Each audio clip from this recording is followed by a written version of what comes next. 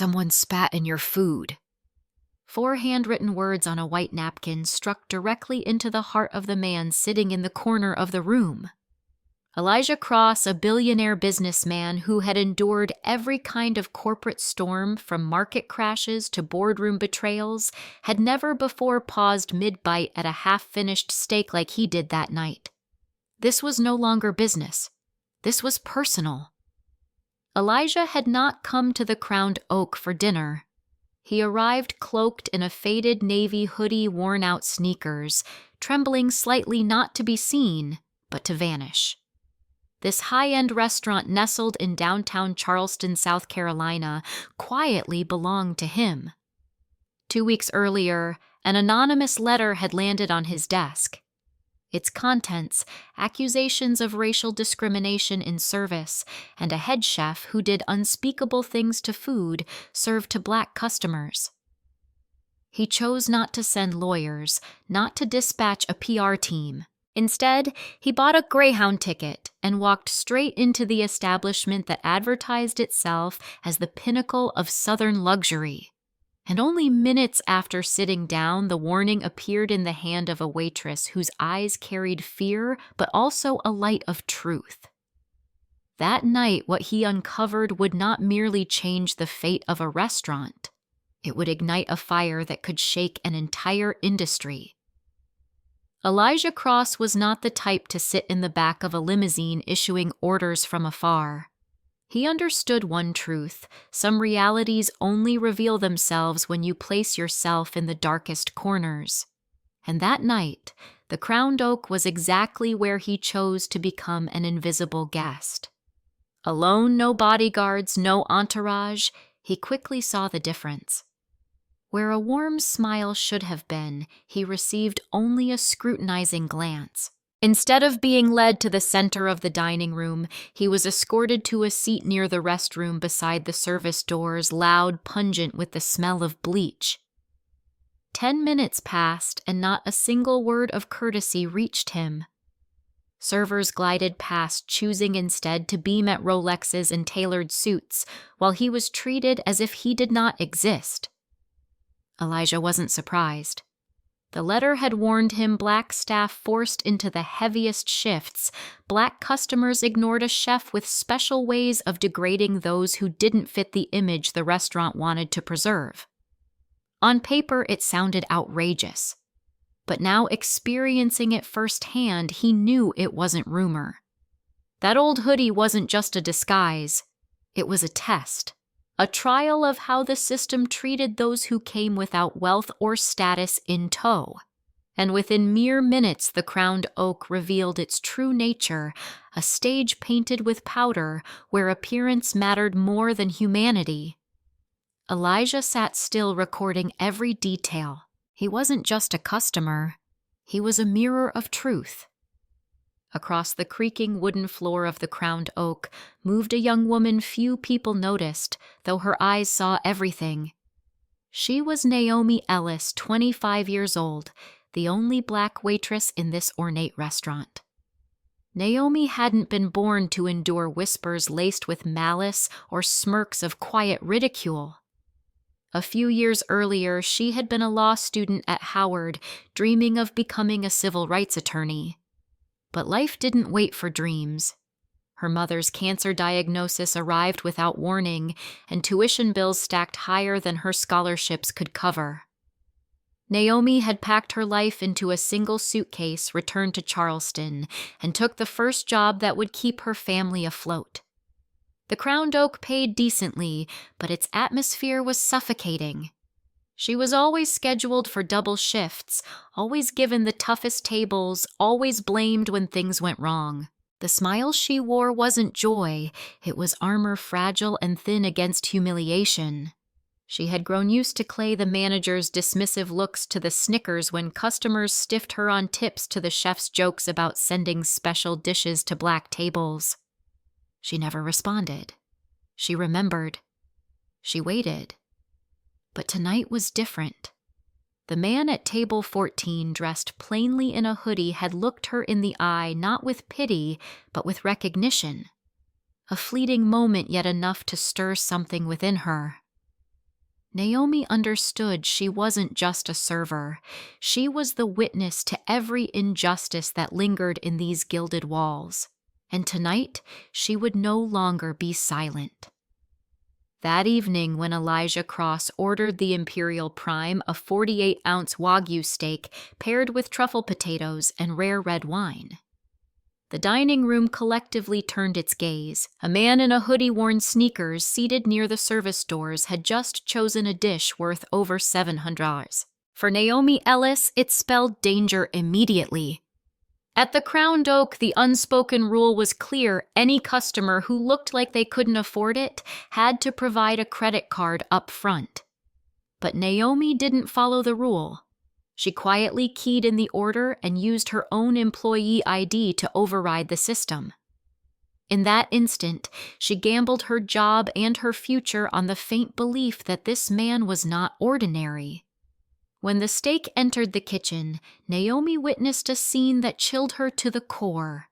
Head chef Rick, better known for arrogance than skill, hovered over the sizzling meat with a crooked grin. In a flash, he spat directly onto the steak, flipping it over as though nothing had happened. The sous chef laughed. Naomi froze. This wasn't the first time. This was culture. This was ritual. Her mind rang with two choices: remain silent and deliver the contaminated plate, or act, risking everything. Her chest tightened. Her hands shook as she grabbed a fresh napkin. On its white fabric, her pen scrawled, "They spat in your food. This place is not safe. Check the kitchen cameras." No name, no explanation, just truth. She slid it into her apron pocket as the silver dome closed over the plate. Naomi knew in that moment she had crossed the line of silence forever. The silver platter was placed with practiced grace. Naomi Ellis smiled dutifully, lifted the dome and whispered, "Enjoy your meal, sir." Yet her left hand slipped a small folded napkin beneath the empty bread plate. Elijah Cross didn't open it immediately. He looked at her, saw the urgency in her breath, the tremor in her fingers, the plea buried in her eyes. That was enough. He laid down his cutlery, leaving the $700 steak untouched. When he unfolded the napkin, the words leapt at him. "They spat in your food. This place is not safe. Check the kitchen cameras. No name, no signature, just naked truth." Elijah sat motionless. He had weathered betrayals, failures, sabotage. But this cut deeper, not because of the steak, but because it revealed a system, a rot cloaked beneath golden lights and white linen. He didn't rage.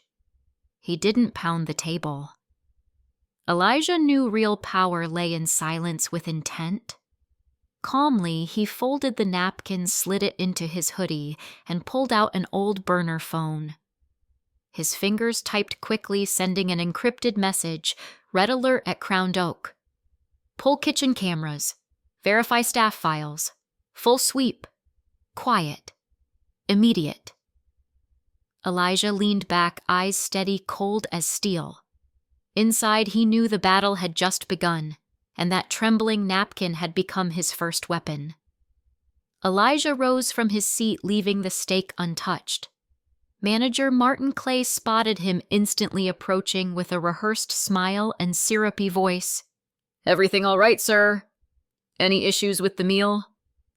Elijah's reply was sharp low. "I want a private word. Now." Clay hesitated, then led him into a back office lined with glossy certificates and staged photos of service awards. The room was quiet enough to hear the hum of the air conditioner. Clay launched into a polished speech about service excellence and guest satisfaction. Elijah let him ramble before cutting in voice like steel. "I want to see the kitchen cameras. Right now. The footage when my steak was prepared." Clay's smile stiffened. Excuses poured out. "The cameras are for inventory, not guests' approval is needed." Elijah didn't blink. His stare cut through the pretense. "You have two choices. Be the man who exposes a problem in his house or the man who buries it. Choose. Clay's throat tightened. He stammered. But sir, who exactly are you to demand this? Elijah leaned in close voice, dropping to a deadly whisper. I'm the man who signs your paychecks. And if one more lie leaves your mouth, you won't have another to cash. Clay paled. For the first time that night, he realized his script had failed. Martin Clay fumbled with the safe, retrieving a dusty hard drive. He plugged it into the monitor, tapping frantically as though proving his innocence. Elijah stood with arms folded, eyes sharp as blades. The kitchen feed appeared dim lights clattering knives. Rick stood at the prep station. But when Naomi should have been waiting for the order, the footage jumped 2 minutes and 12 seconds vanished. Clay muttered, Must be a technical glitch. System overwrite. Enough. Elijah snapped, his voice slicing the room. The hoodie vanished. In its place stood the true owner, the power behind the curtain. Clay broke into a sweat. Elijah pulled his phone, typed quickly, camera tampered, possible cover-up. Pull master files from cloud, flag Clay and Rick. Priority urgent. Without another word, he left the restaurant. The walk to his hotel felt longer, but silence was what he needed. Hours later, his security team delivered the raw, untampered footage. And there it was, Rick deliberate spitting on the Imperial Prime. A smirk. The sous chef laughing. The audio faint but audible. That's what you get for acting like you belong here. Elijah stared at the screen. No anger, no shock, only cold clarity. This wasn't a slip. It was culture. A system built to humiliate. And he knew the truth had to come to light. The next morning, Naomi Ellis entered the Crowned Oaks back door with a heavy heart. She hadn't slept. Every moment since slipping the napkin had been a blur of dread. Would they find out? Would she be fired, shamed? Her co-workers acted normal. Some smiled, some ignored her. Until a whisper reached her. Clay wants you in his office. Naomi froze. Her legs felt like stone as she tightened her apron and walked down the long hall. She expected Clay, or worse, HR, maybe even security. But inside waiting was Elijah Cross, still in that dark hoodie, this time standing. His eyes were sharp, not condemning, but resolute. The atmosphere shifted instantly. Naomi Ellis, he said calmly. She bowed her head. I'm sorry. I shouldn't have. Elijah raised a hand. No, you should have, and you did. Her voice trembled. So, I'm being fired. He met her gaze, each word heavy. Not by me. Because I own this place. Naomi staggered, stunned. He continued. I saw the footage. I know what's been happening here, and I know you're the only one who acted. The world needs more like you. For the first time in a long while, Naomi felt her shoulders lighten. She was no longer a nameless server. She was the one who opened the door for truth to enter. And what Elijah said next would change her life forever. Less than 24 hours after that meeting, the Crowned Oak ceased to be just a restaurant. It became a stage for reckoning. Elijah Cross moved like a general at war, secret calls, airtight coordination, his legal team and PR experts flown in from New York. At noon, just as affluent patrons began arriving, 2 sleek black SUVs stopped at the front entrance. Out stepped plainclothes federal agents. Within minutes, Chef Rick was escorted out in handcuffs, apron still stained. The sous chef followed. And finally, Martin Clay, once arrogant, was led away under flashing cameras. Patrons froze. Some gasped, dropping wine glasses. Staff stood like statues, a few even clapped softly. For the first time, the false power within those walls crumbled in public view. Outside, Elijah Cross mounted a small podium. Dozens of microphones pointed his way. His voice wasn't fiery, but steady, every word a hammer. Yesterday, I entered this building as a customer. Today, I stand here as its owner. What I saw inside does not reflect this community, nor what I built. This was not a bad apple. It was a rotten tree, and we are cutting it down. He gestured to Naomi standing quietly in a simple blouse. She is the reason this truth came to light. She is the reason this place has a future. Applause erupted, raw, real, undeniable. 2 weeks later, the crowned oak was unrecognizable. The sign remained, but inside, everything had changed. Gone were the portraits of Confederate generals. In their place hung images of Black pioneers, chefs, artists, community leaders, once erased by history. The kitchen was rebuilt with transparent systems surveillance visible to all. Staff uniforms redesigned free of coded hierarchy. At the center of it all, in the office once owned by Martin Clay, Naomi Ellis now sat with a new plaque on her desk, Director of Ethics and Culture. The title felt heavy, but Elijah had told her, "This isn't just policy, it's presence. You're here to remind everyone that justice begins within." On her first day, Naomi didn't hold a grand meeting. She arranged chairs in a circle in the dining room. No microphones, no scripts, just conversation. Some staff avoided her eyes, others whispered, but most listened. Naomi spoke of what had happened not with shame, but with strength. Silence is never neutral. It is complicity. And from today, we will not be silent. The crowned oak was no longer a hollow emblem of Southern elegance. It had become a living testament. Truth can resurrect even a legacy. The crowned oak might once have been famous, but to Elijah Cross it was simply a mirror, its luxury unable to hide the rot beneath. And Naomi Ellis, with one small but courageous act, proved that change doesn't come from grand speeches or multi-million-dollar campaigns. It comes from the choices of ordinary people who refuse to look away. This lesson wasn't just for staff or management. It was for everyone. We all witness injustice at work in our communities in daily life. The question is, do we stay silent or do we act? Naomi had no power, no title. She had only a pen, a napkin, and the courage to write the truth. And because of that, an entire system was forced to confront the darkness it had hidden. Elijah knew his responsibility. True leadership wasn't about display, it was about protection, about lifting up those who dared to do right. Without Naomi, the truth might have stayed buried beneath spotless tablecloths. But because of her, the crowned oak didn't collapse.